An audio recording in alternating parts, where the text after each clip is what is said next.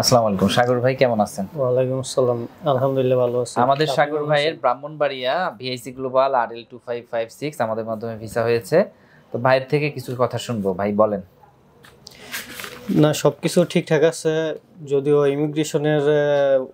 ওইখানে ইমিগ্রেশনে একটু ঝামেলা ছিল, এই কারণে একটু লেট হয়েছে ভিসা পাইতে।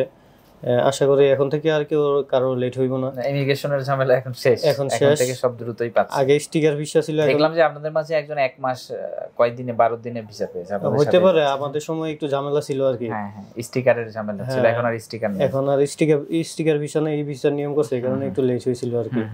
তো বাকি সবকিছু আলহামদুলিল্লাহ ঠিকই আছে। তো এখন ভিআইসি গ্লোবালকে আপনি পেয়েছেন কিভাবে? আমি ইউটিউবের মাধ্যমে পাইছিলাম আর কি।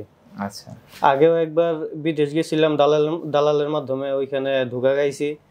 তো এই কারণে আমি এজেন্সির মাধ্যমে আসছি, সরাসরি অফিসের মাধ্যমে। সরাসরি অফিসে। এখানে তো আপনি এতদিন আসা যাওয়া করছেন, কি বুঝছেন যে এজেন্সির মাধ্যমে গেলে কি প্রতারিত হওয়ার সম্ভাবনা আছে? না, এজেন্সির মাধ্যমে গেলে প্রতারিত হওয়ার সম্ভাবনাটা 80% কম।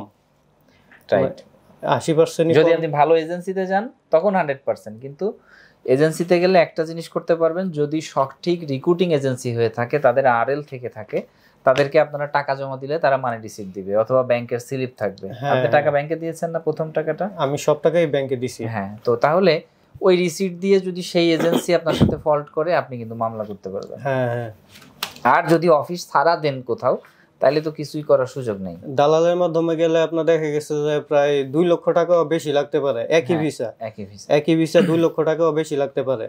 তো তার চেয়ে ভালো সরাসরি অফিসের মাধ্যমে, এজেন্সির মাধ্যমে যাওয়া, এটা উত্তম আর কি।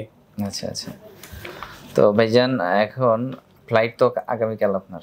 জি জি। আচ্ছা আচ্ছা, তো সাথে কে আসছে? সাথে আসে না কেউ? আচ্ছা আচ্ছা, ইনশাল্লাহ আগামীকালকে সাথে আমি যাবো আপনাদের, ইনশাল্লাহ। আচ্ছা, আর আমাদের জন্য দোয়া করবেন। আপনার মনের যদি কোনো কথা থাকে বলেন, ডকুমেন্ট গুলো বুঝাই দিলাম। আর এইটা বলেন তো আমাকে, যে 300 টাকার এই স্ট্যাম্পে আমরা যে এগ্রিমেন্ট করেছি আপনার সাথে, আগে যা কথা ছিল এখন ঠিক আছে কিনা? হ্যাঁ, সবকিছু ঠিক আছে। মানে এক্সট্রা কোনো কথা লেখা নাই তো? না না, এক্সট্রা কোনো কথা বা এই বাড়ায় কোনো কিছু বলছে ওইরকম কোনো কিছু নাই। তবে একটা জিনিস পাই নাই, ওই আমাকে বলছিল যে ওই থাকার দায়িত্ব নাকি কোম্পানি নিবে। হ্যাঁ, থাকার দায়িত্ব কোম্পানি নিবে, ওইটা এখানে উল্লেখ নাই আর কি। আচ্ছা, আমি দেখি এটা লাইসেন্স, এই যে লাইসেন্স ও গাড়ি পাওয়া পর্যন্ত কোম্পানি থাকা ফ্রি দিবে। না, আমাকে বলছিল যে পরেও দিবে আর কি। আচ্ছা, ওইটা আমি গাড়ি পাওয়া পর্যন্ত ফ্রি দিবে, তবে থাকা বাবদ প্রতি মাসে এই দিরহামটা চার্জ হবে, যা পরবর্তী বেতন থেকে কেটে নেবে। থাকা দিবে, পরে আবার এটা কেটে নেবে।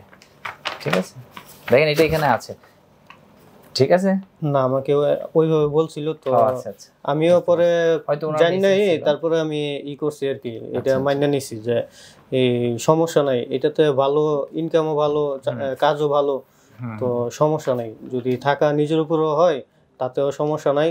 মানে লেবার ভিসা থেকে এই ভিসাটা উত্তম, অনেক ভালো। হ্যাঁ, ঠিক আছে ভাই, তাহলে আমাদের জন্য দোয়া করবেন ইনশাআল্লাহ। আসসালামু আলাইকুম। হ্যাঁ, বেকার মুক্ত ও সমৃদ্ধ বাংলাদেশ গড়ার স্বপ্নযাত্রায় visa information, your trusted visa partner.